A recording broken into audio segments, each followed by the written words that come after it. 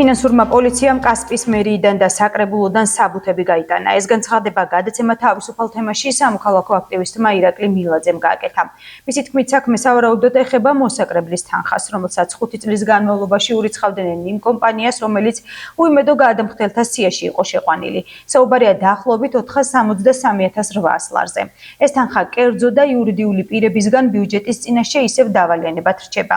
მაგალითად, სახელმწიფო აუდიტის ცნობით არაუფლებამოსილ ორგანიზაციის ანგარიშზე გადაარეცხინეს 1200 ლარი შეპესეს სავანეს. ამ თანხაში შედიოდა როგორც მიმდინარე გადასახადი, ასევე დავალიანება. საბოლოო ჯამში აუდიტის დასკვნით სავანეს ისევ დავალიანება აქვს ბიუჯეტის წინაშე. სახელმწიფო აუდიტის სამსახური არასახელებს ამ კომპანიას, ვის ანგარიშზეც მოსახლეობას თანხას არიცხინებდნენ.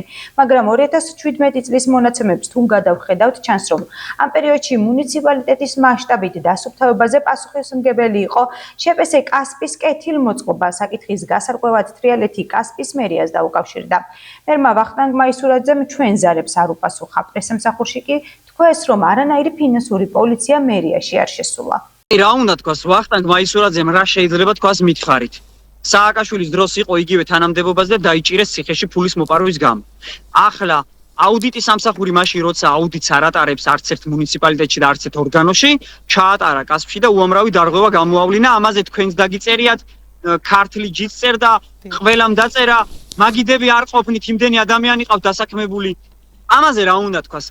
ამას გარდა ფინანსური პოლიცია შევიდა კასპის საკრებულოში და თქვენი ბოლო პოსტიც ვნახე მე ამასთან დაკავშირებით. შევიდა ერთი ამბავია საბუთები წაიღეს. რა ინფორმაცია გაქვთ, რატომ შევიდა კონკრეტულად ფინანსური პოლიცია, ასე ვთქვათ?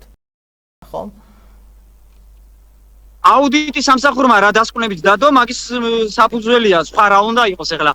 იმდენი ფული არის მოპარული, 4 წელიწადი თუ 5 წელიწადი კასპის კეთილმოწყობის თანხები მიდიოდა ვიღაცის ანგარიშზე და მუნიციპალიტეტს ვალი აქვს ისევ. ანუ ვიღაცა მოიპარა ეს ფული. და ვინ მოიპარა? კასპის მერის მოადგილე მოაწერა ხელი ამაზე, ანგარიში იყო, ვისი ანგარიშიც არის, ის ადამიანი ამბობს, რომ მას არ აუღია ეს ფული. დაბა ვისთან წავიდა, ჩემთან წავიდა, მაშინ გამოიკულიონ. თუ ჩემთან წამოვიდა, თუ თქვენთან წამოვიდა და დაგვიჭირონ. ხო არის ვიღაცა დამნაშავე ამ საქმეში. აი ამაზე შევიდნენ. ჩემი ვარაუდით ეს საბუთები წაიღეს.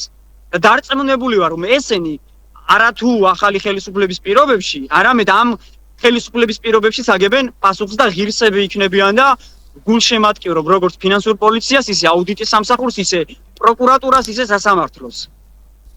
ეს რომელი მერის რომელ მოადგილეზეა საუბარი, ამჟამინდელი წინა მერის მოადგილეზე? ზურა კოპაძეზე იყო საუბარი და ვახტანგ მაისურაძეზეა საუბარი.